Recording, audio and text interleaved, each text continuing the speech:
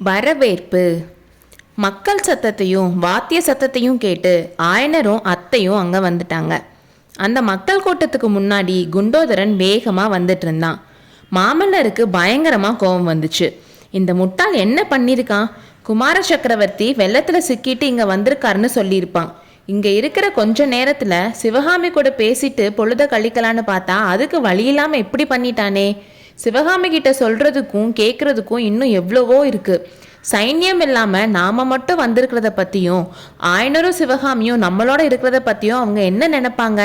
இந்த குண்டோதரன் இப்படி நம்மளை தர்ம சங்கடமான நிலைமையில கொண்டு வந்து விட்டுட்டானேன்னு நினைச்சாரு. இருந்தாலும் இப்ப கோபப்பட்டு ஒன்றும் ஆக போறது இல்லை. இதை எப்படி சமாளிக்கிறதுன்னு பார்ப்போம்னு யோசிச்சுக்கிட்டே கொஞ்சம் பின்னாடி தள்ளி நின்னாரு. அப்போ குண்டோதரன் மாமல்லர் கிட்ட வராம ஆயனர் கிட்ட போய் ஏதோ சொன்னான். அப்புறம் ஆயனர் சிவகாமியோட காதுல ஏதோ சொன்னாரு. 2 பேரும் மாமல்லரை பார்த்து புன்னகை செஞ்சாங்க. அதுக்குள்ள மக்கள் கூட்டமும் பக்கத்துல வந்துருச்சு. அந்த கூட்டத்தோட தலைவர்கள் 2 பேரு பூரண கும்பத்தோட பூ தாம்பூலம் பழம் வச்சிருந்த தட்டுகளை எடுத்துட்டு முன்னாடி வந்தாங்க. குண்டோதரன் ஆயனர் சிற்பிய காட்டுனான். அப்போ தலைவர்கள்ல ஒருத்தர் சொன்னாரு, உலகத்துல கெட்டதுலயும் நல்லது இருக்கும்னு சொல்லுவாங்க. அது மாதிரி திருப்பார்கடல் ஏரி உடஞ்சினால எங்க கிராமத்துக்கு நல்லது நடந்திருக்கு. சிற்ப சக்கரவர்த்தி ஆயனரையும் பரத சாஸ்திர ராணி சிவகாமி தேவியையும் வரவேற்க எங்களுக்கு வாய்ப்பு கிடைச்சிருக்கு. வாங்க ஐயா, வாங்க தேவி. உங்களுக்கும் உங்க சீடர்களுக்கும் எங்களால முடிஞ்சதை செஞ்சு கொடுக்குறோம்.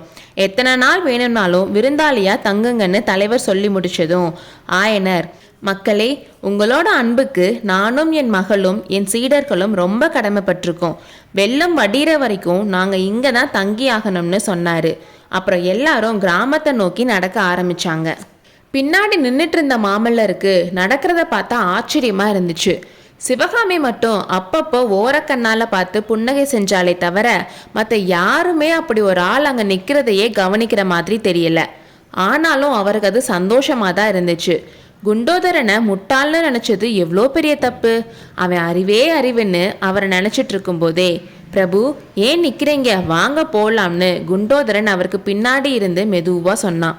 என்ன அவங்க கூப்பிடலையே, கூப்பிடாத இடத்துக்கு நான் எப்படி போகிறதுன்னு கேட்டாரு. ஏன் கூப்பிடல? ஆயனரோட சீடர்களுக்கும் வசதி பண்ணி கொடுக்குறோம்னு சொன்னாங்களே, நீங்கள் கேட்கலையா? நீங்களும் நானும் தான் ஆயனரோட சீடர்கள்னு சொன்னான். சத்ருக்கனோட ஆட்கள் எல்லாம் உன்ன மாதிரியே புத்திசாலியா இருப்பாங்களா குண்டோதரா?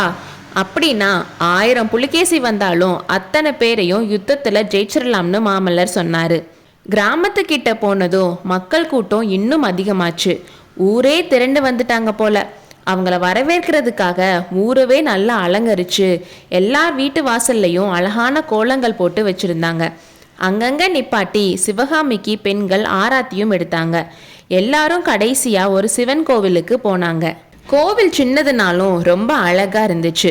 கோவிலுக்குள்ள நுழையிறப்பவே சந்தனம், சாம்பிராணி, பன்னீர், பூக்களோட வாசமும் வந்துச்சு. எல்லாரும் வந்ததுக்கு அப்புறம் சுவாமிக்கும் அம்பிகைக்கும் தீப ஆராதனை நடந்துச்சு. எல்லாரும் சாமி கும்பிட்டு முடிச்சதும் கிராம தலைவர், ஆயனரே, உங்க மகளோட நடனத்தை பத்தி நாங்க நிறைய கேள்விப்பட்டிருக்கோம்.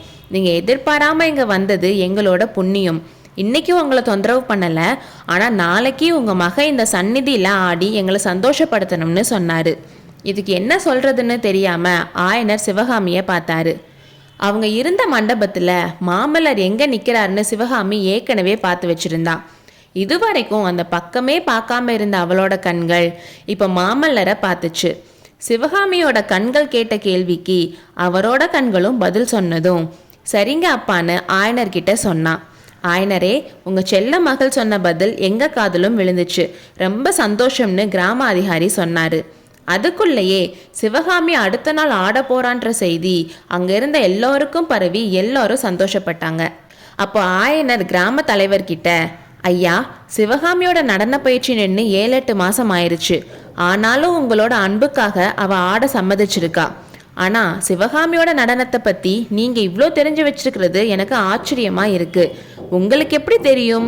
ஒருவேளை என் சிஷ்யன் குண்டோதரன் சொன்னான்னு கேட்டாரு.